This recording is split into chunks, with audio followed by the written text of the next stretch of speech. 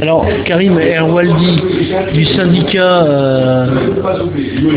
le SNALC, donc comité départemental et commissaire paritaire, bref, des tas de choses. Alors, c'est quoi le SNALC? C'est un syndicat, mais un syndicat qui est lié à l'éducation nationale? Alors, c'est le premier syndicat qui a été créé dans l'éducation nationale en 1905, donc il y a plus de 100 ans, qui a fêté son anniversaire il y a 5 ans avec Jean-Pierre Chevènement en invité d'honneur. C'est le syndicat national des lycées et collèges, rattaché à la Confédération syndicale de l'éducation nationale. Donc c'est un syndicat apolitique et indépendant, article 1 de ses statuts. Le SNALC est un syndicat qui fédère des gens de gauche, de centre et de droite, réunis sur une même idée de l'école, républicaine, laïque, et qui permet de donner un service public de qualité à tous, où que l'on soit sur le territoire, et quelle que soit notre origine économique, sociale, ethnique, voire confessionnelle. Alors le SNALC a, alors je ne sais pas si étrangement ou pas, une réputation de syndicat de droite. Pourquoi? Alors c'est tout à fait logique cette étiquette, parce qu'en fait il y a 12 syndicats de l'éducation nationale et tous se revendiquent, sauf le nôtre, être de gauche, parce qu'ils considèrent tous que l'éducation appartient à la gauche. Or le SNALC dit que l'école n'appartient ni à la gauche, ni à la droite, ni au centre. C'est une question de bon sens et de pragmatisme. Donc je le répète, le SNALC centre en son sein des gens de gauche, de centre et de droite, et n'a pas peur d'attaquer aussi bien la politique de Claude Allègre que de Nicolas Sarkozy, que de François Fillon, que de Robien. Donc de ce point de vue-là, il est facile de nous mettre une étiquette parce qu'on ne se revendique pas de gauche. Mais on ne se revendique pas de droite non plus. Alors, on arrive. Quels sont les cas que vous avez à traiter en général sur le département et au-delà, puisque vous allez au-delà, vous allez à Narbonne, vous franchissez les montagnes. Je dirais même jusqu'en Lozère, puisque c'est toute la région de Montpellier. Donc les cas, on reconnaît que les cas sont de plus en plus durs à traiter, parce qu'en fait, on constate que les professeurs sont de plus en plus isolés, qu'il y a moins de solidarité que dans les années 80, et donc il s'avère que les gens ont de plus en plus besoin de syndicats. Et aujourd'hui, ils ne cherchent plus un syndicat qui fait des pétitions à tout va, mais un syndicat qui soit proche, humaniste, et qui soit proche des problèmes du quotidien face à la machine éducation nationale qui broie des hommes au quotidien et des femmes, des familles. Alors, justement, on nous a toujours vendu l'image dans l'éducation nationale, il n'y a que le professeur, et en gros, c'est lui le fautif, etc., si l'éducation nationale ne marche pas. Or, il y a toute une part administrative qui exerce un pouvoir et une pression énorme. Donc, le professeur est face à deux fronts. À la fois, il a les élèves à gérer, mais il a aussi son administration qui est loin d'être tendre, voire pire, des fois, que les élèves les plus turbulents. Oui, c'est vrai qu'on peut se dire quel est le but avoué aujourd'hui de l'école, parce qu'on se rend compte que les professeurs, les hommes, les femmes, même les personnels administratifs, sont soumis à de pressions de plus en plus grandes, doivent rendre des comptes carrément au quotidien, sont pratiquement obligés d'avoir des projets et ne peuvent plus rester cantonnés à former des élèves dans leur discipline, ce qui rend le métier de plus en plus difficile, et on s'étonne même que certains syndicats très réputés puissent se défendre ce système. Alors c'est un système qui a basculé, puisque maintenant on est la performance, etc. Enfin, c'est une espèce d'hallucination collective. On veut mettre l'éducation nationale dans l'esprit entre guillemets du marché, et donc c'est la concurrence, c'est un peu la jungle finalement, non?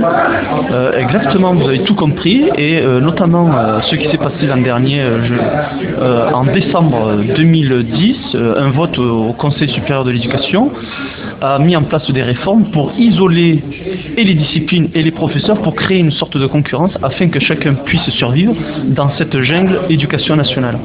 Alors, il y a une nouveauté, les directeurs d'établissement peuvent avoir des primes, donc c'est un peu des bons acteurs s'ils font des performances aussi. Alors, est-ce que c'est des happenings artistiques? Est-ce qu'ils courent le 100 mètres plus vite, ils auront cette prime? Comment et pourquoi cette prime? Oui, donc c'est là toute la politique de management, et je vais vous dire même ce qui est le plus aberrant, c'est qu'aujourd'hui un inspecteur d'académie a dit qu'il donnerait plus de moyens aux établissements qui évitaient de faire redoubler les élèves. Donc la barbarie se multiplie, on se demande où on va, c'est de la concurrence, c'est de la compétition, c'est la loi de la jungle, et c'est malheureusement pour le SNALC un déterminisme social.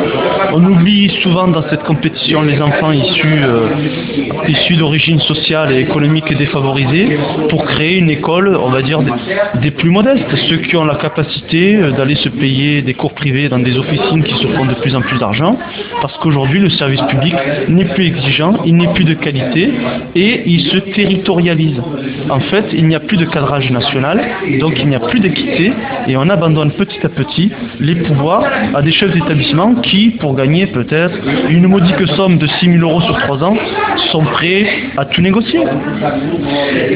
Alors, on en arrive justement à un cas qui a lieu au collège La Garrigole, où on veut faire disparaître la classe de latin, enfin les classes de latin.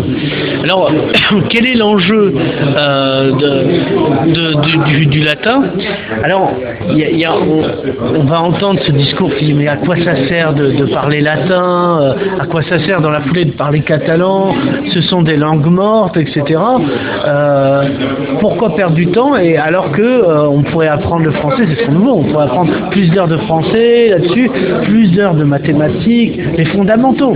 Alors, quel est l'enjeu du latin? Est-ce que le latin est une perte du temps, ou est-ce que, comme on dit à l'église, c'est la pierre rejetée par les bâtisseurs qui est en fait la pierre d'angle de la construction de l'éducation nationale?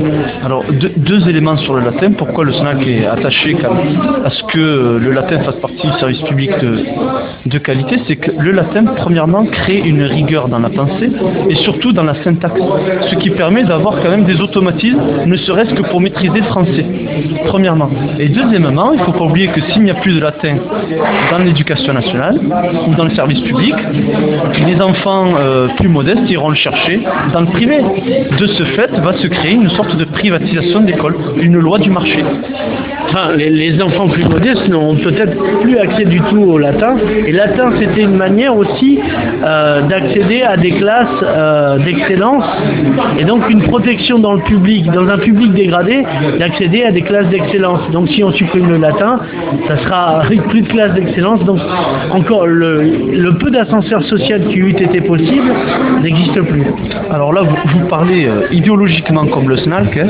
On est le seul syndicat qui depuis 30 ans luttons contre le collège unique, qui a enlevé les pôles d'excellence, qui est resté le dernier domaine des plus modestes pour sortir de leur carcan, parce qu'en fait, si vous prenez l'exemple de celui qui vous parle là, en ce moment, il est issu d'une famille d'immigrés marocains analphabètes, et en fait c'est l'école de la République qui lui a donné la chance de s'en sortir, notamment par les pôles d'excellence que sont les classes bilingues, que sont les classes patrimoine, les classes latines, les classes européennes.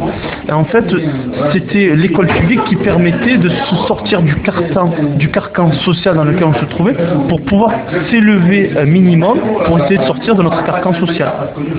Alors, on va revenir au cas de la Garrigole, parce qu'on en s'est un peu éloigné, mais on a éclairé plein de choses, comme ça on verra plus. Donc on veut éliminer le latin de la Garrigole. Pourquoi la principale veut éliminer le latin de la Garrigole? Est-ce que vous avez une réponse? Alors moi je ne vais pas dénoncer... C'est manque de moyens ou pas? Je ne vais pas dénoncer telle ou telle personne, moi je parlerai plutôt d'une politique d'établissement, et je ne comprends pas, parce qu'en fait, d'après ma dernière réunion avec l'inspecteur d'académie, il y a eu une proposition de suppression du latin sur la Garrigole, dans un quartier de Saint-Assif, où il existe malgré tout une certaine mixité sociale qu'on voudrait faire disparaître. Or, il s'avère que l'inspecteur d'académie, donc, et son secrétaire général et le responsable du pôle second degré m'a confirmé devant témoin qu'il avait donné les moyens pour respecter les décrets de 50 et les bulletins officiels, en attribuant les moyens nécessaires pour les horaires planchers du latin. Il s'avère qu'aujourd'hui, cela n'est pas respecté, donc on demande un audit audit très rapide pour qu'on rétribue tout de suite les moyens pour continuer à faire vivre le latin sur la Garrigole. Si de ce fait cela ne s'applique pas, on utilisera tous les moyens juridiques qu'il le faut pour rendre aux enfants de la Garrigole et du quartier de Saint-Assist l'éducation qu'ils méritent. Donc il y a aussi le poste d'un professeur qui est menacé. C'est un être humain un peu. Donc si le poste était supprimé, qu'est-ce qui va devenir ce professeur?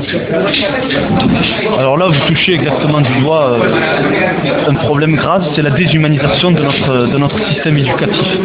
On abandonne un petit peu les professeurs comme ça. Alors il s'avère que sur le latin, il n'y a pas beaucoup de création de postes, donc j'aurais bien peur que Monsieur Meunier, dans ce cas-là, se retrouve que professeur remplaçant dans une zone, à aller de gauche à droite, et à finir à ne plus faire de latin, mais que du français. Voilà le malheur de cette suppression de poste, si elle s'avérait être le cas. Sachez que le Sénat se battra jusqu'au bout pour maintenir le poste de Monsieur Meunier sur le collège de la Garrigole.